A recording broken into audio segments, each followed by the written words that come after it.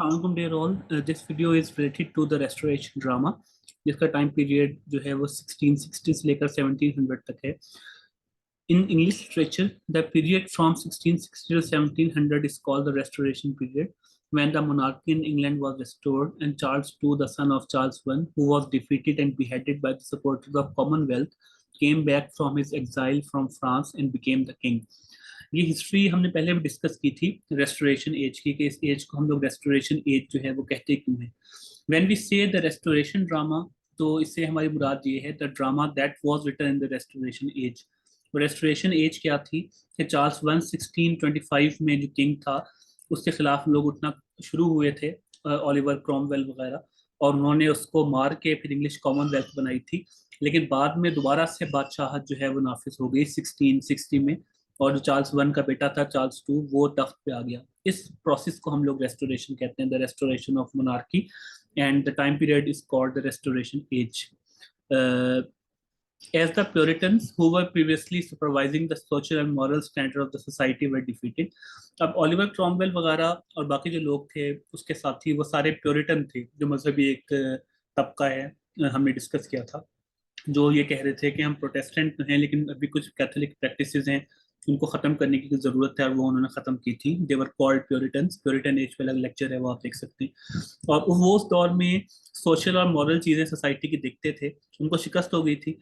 A reaction was launched against everything that they had sacred. तो Charles to ने आकर और उसके साथी जो थे उन्होंने हर चीज के खिलाफ काम करना शुरू किया जिनको वो लोग मुकद्दस समझते थे.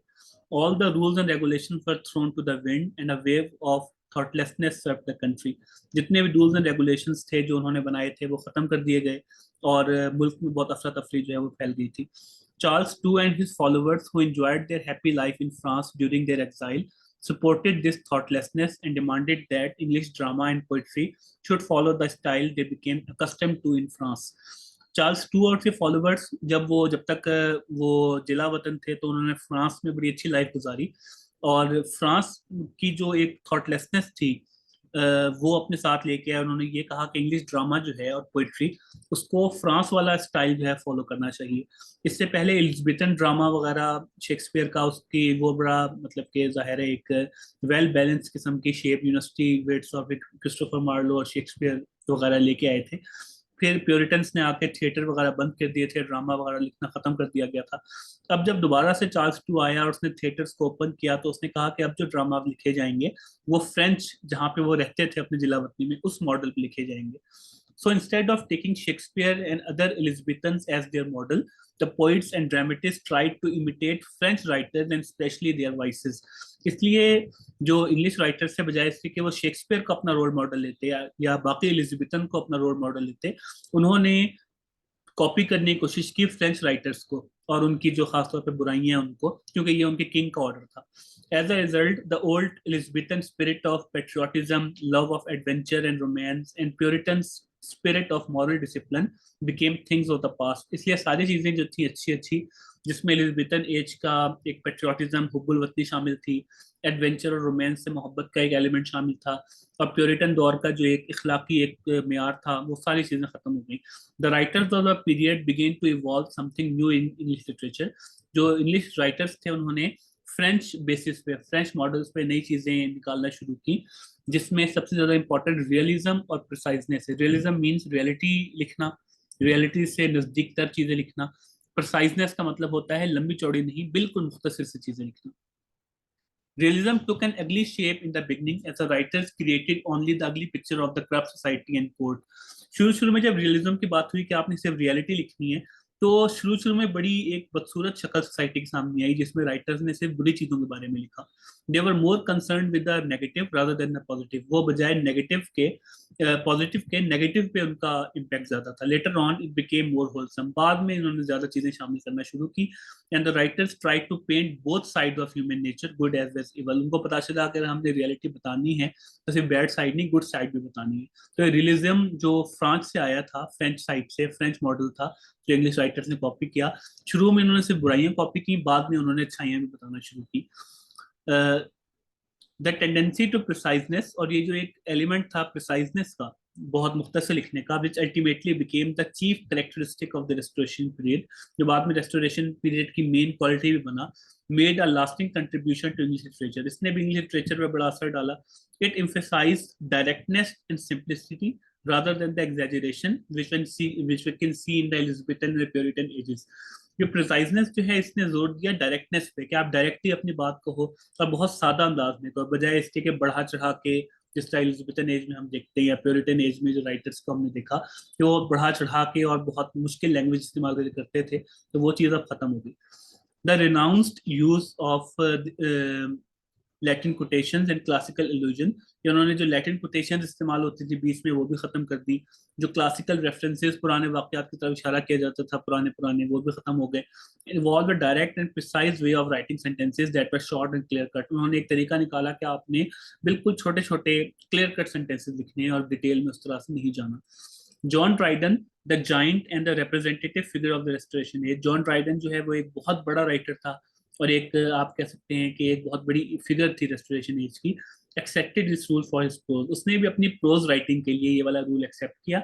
इन poetry also he adopted the easiest type of verse form, heroic couplet, वही उसने जो इजीएस्ट फॉर्म है वो पोइट्री में भी लेके आया कि उसने हीरोइक कपलेट जो है वो शुरू किया लिखना.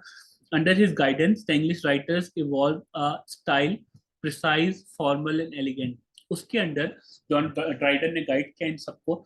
इंग्लिश राइटर्स ने एक ऐसा स्टाइल निकाला जो बड़ा मुख्तसर था, बहुत फॉर्मल इनफॉर्मल नहीं था, और एलिगेंट बहुत मतलब के शान शौकत वाला, which is called classical style, सब क्लासिकल स्टाइल कहा जाता है. And which dominated the English literature for more than a century, और ये जो स्टाइल था वो एक सदी से भी ज्यादा जो है वो चला था इस इंग्लिश लिटरेचर के दौर में. Now we'll focus on restoration drama. In 1642, the theatres were closed by the authority of Parliament, which was dominated by Puritans, and no good plays were written. No, good plays were written. Sorry, इसको place कर लेना. Until the restoration of monarchy in 1660, ये हमने पढ़ा था कि 1642 में Puritans ने theatres को बंद कर दिया और जो तकरीबन 1660 तक कोई भी अच्छा प्ले जो है वो नहीं लिखा गया, जब थिएटर जो है वो रीओपन किए गए थे 1660 में, जब चार्ल्स फ्लू वापस आया था. The drama in restoration time showed entirely different trends and it was greatly affected by the new age that laid emphasis on realistic and critical approach rather than the emotional. ये अभी भी हमने discuss किया कि drama जो restoration age का है वो बिल्कुल डिफरेंट है पुराने ड्रामों से, क्योंकि इसमें रियलिज्म और वो जो हम लोगों ने बात की थी एक क्रिटिकल अप्रोच की, एक प्रिसाइजनेस की, कि इमोशनल चीजें ना हो, जाहिर है उसका असर ड्रामे पे भी आया. As the common people had no interest in theatres under the influence of Puritanism, क्योंकि जब तक प्योरिटन एज थी उन्होंने थिएटर बंद किए तो लोगों का ड्रामे में से इंटरेस्ट खत्म हो गया था. The dramaturg has to cater the taste of aristocratic class which was highly fashionable and frivolous. अब हुआ ये कि आम लोग तो ड्रामास देख नहीं रहे थे, क्योंकि थिएटर जब से बंद हुआ था उसके बाद भी दोबारा से ओपन हो गए, लेकिन लोगों का इंटरेस्ट इस तरह हो नहीं रहा था, तो फिर जाहिर सिर्फ हाई क्लास देखने आती थी, तो राइटर्स को उसी हाई क्लास के मुताबिक जो है लिखना पड़ा.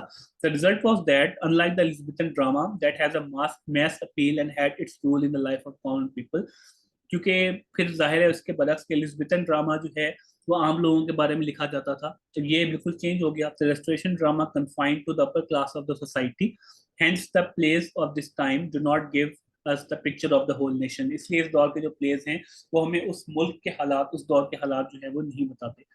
One of the most popular forms of dramas in this age was the comedy of manners.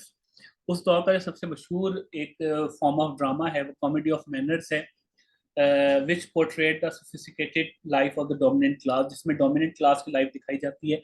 Its happiness, उनकी खुशियों के बारे में बताया जाता है. Insolence, उनकी मतलब बदतमीजियों के बारे में, उनकी जो intrigues हैं, जो साजिशें हैं उनके बारे में. The other form was the tragedy. दूसरा जो किस्म जो ड्रामे की वो ट्रेजिडी थी. These new trends were seen in the dramas of John Dryden, Etheridge, Wycherley, Farquhar and William Congreve. ये मशहूर ड्रामेटिस्ट हैं उस एज के, इस जिन्होंने ये ट्रेंड्स जो हैं ड्रामा में जो है वो नजर आए थे जब उन्होंने ड्रामास लिखे थे. इसका जो बाकी पार्ट है इंशाल्लाह वो हम लोग नेक्स्ट वीडियो में कंटिन्यू करते हैं.